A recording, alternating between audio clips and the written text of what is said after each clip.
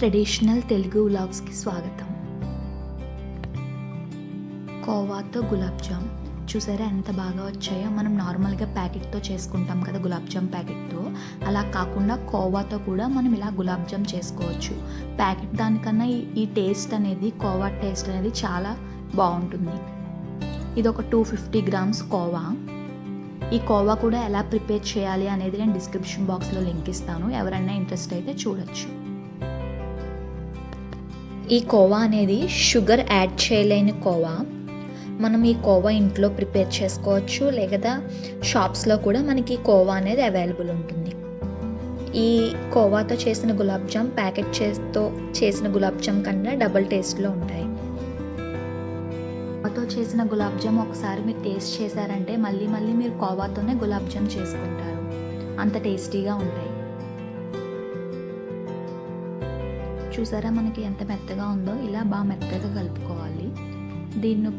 ఇందులో ఇప్పుడు మైదా పిండి యాడ్ చేసుకోవాలి. ఒక 100 గ్రామ్స్ అయితే 2 స్పూన్స్ మైదా యాడ్ చేసుకోవాలి. ఇది 250 గ్రామ్స్ కోవా కాబట్టి ఒక 5 to 6 మైదా పిండి స్పూన్స్ని యాడ్ చేసుకోవాలి. అలాగే చిటికెడు కుకింగ్ సోడా, ఇది ఆప్షనల్, మనకి ఇష్టం ఉంటే వేసుకోవచ్చు. ఇప్పుడు ఇది మైదా పిండి ఇది వేసుకున్న తర్వాత దీన్ని బాగా కలుపుకోవాలి. ఇందులో వాటర్ ఏమీ యాడ్ చేయక్కర్లేదు, ఎందుకంటే ఆ కోవాలోనే కొంచెం తేమ ఉంటుంది, ఆ తేమ అనేది సరిపోతుంది. ఒకవేళ గట్టిగా ఉంటే కనుక లైట్గా చేతితో పాలు కానీ వాటర్ కానీ తడుపుకుని ఉండ కింద చేసుకోవచ్చు. మ్యాక్సిమం ఆ కోవాలో ఉన్న తేమ సరిపోతుంది. చూసారా ఒక ఉండ కింద చేసుకున్నాము.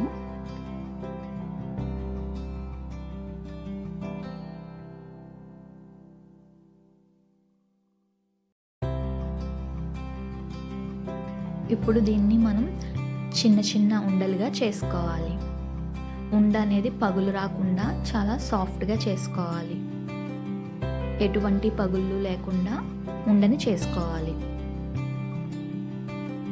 చిన్న సైజులోనే చేసుకుంటే బాగుంటాయి, ఎందుకంటే అవి మళ్ళీ మనం పాకంలో వేగిన తర్వాత ఇంకా పెద్దగా అవుతాయి కదా, సో చిన్న సైజులో చేసుకుంటే బాగుంటుంది.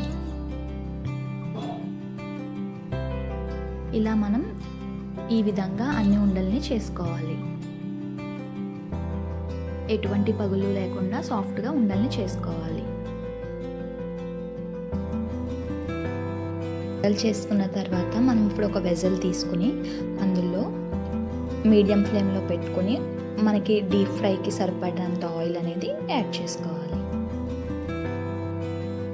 ఈ ఆయిల్ అనేది మరుగుతూ ఉంటుంది. ఈలోపు మనం ఇంకో వెజల్ తీసుకుని ఇందులో మనం 1/2 kg కోవా తీసుకున్నాం కదా, సో 1/2 kg పంచదార అనేది తీసుకోవాలి. పంచదార యాడ్ చేసుకుని ఇందులో 1/2 kg పంచదార కదా, 1/2 లీటర్ వాటర్ అనేది యాడ్ చేసుకోవాలి. యాడ్ చేసుకుని దీన్ని బాగా మరగనివ్వాలి. పంచదార బాగా కరిగిన తర్వాత అది మరుగుతుండగా మనం ఫ్లేమ్ని టర్న్ ఆఫ్ చేసుకోవాలి. మనకి ఆయిల్ అనేది హీట్ అయింది. ఇప్పుడు మనం ముందుగా ప్రిపేర్ చేసుకున్న బాల్స్ ఉన్నాయి కదా, అవి వేసుకోవాలి. ఫ్లేమ్ అనేది బాగా మీడియం ఫ్లేమ్లో, తక్కువ ఫ్లేమ్లోనే పెట్టుకోవాలి, ఎందుకంటే గులాబ్ జామ్ ఇవి చాలా తొందరగా మనకి ఫ్రై అవుతాయి. జస్ట్ 2 minutes కుక్ చేస్తే చాలు. చూసారా లైట్గా బ్రౌన్ కలర్ వచ్చినాయి. ఇంకా మనం 1 minute కుక్ చేస్తే ఇవి ఇంకా గోల్డెన్ బ్రౌన్ కలర్లోకి వస్తాయి. ఇలా స్లోగా కదుపుకుంటూ గోల్డెన్ బ్రౌన్ కలర్లోకి వస్తాయి. చూసారా మనకి బ్రౌన్ కలర్లోకి వచ్చినాయి. ఇప్పుడు వీటిని అన్నిటిని తీసుకుని మనం ముందుగా పాకం తయారు చేసుకున్నాం కదా పంచదారది, అందులో వీటిని యాడ్ చేసుకోవాలి.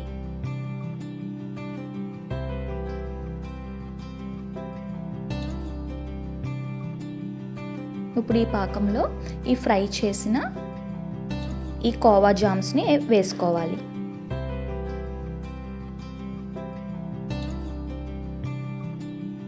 ఈ విధంగా మిగతా ఉండని అన్నిటినీ నూనెలో వేసుకుని బ్రౌన్ కలర్ వచ్చే వరకు ఫ్రై చేసుకోవాలి. వన్స్ ఫ్రై అయిన తర్వాత మళ్ళీ వీటిని అన్నిటినీ తీసుకుని మనం పాకం ప్రిపేర్ చేసుకున్నాం కదా, అందులో యాడ్ చేసుకోవాలి.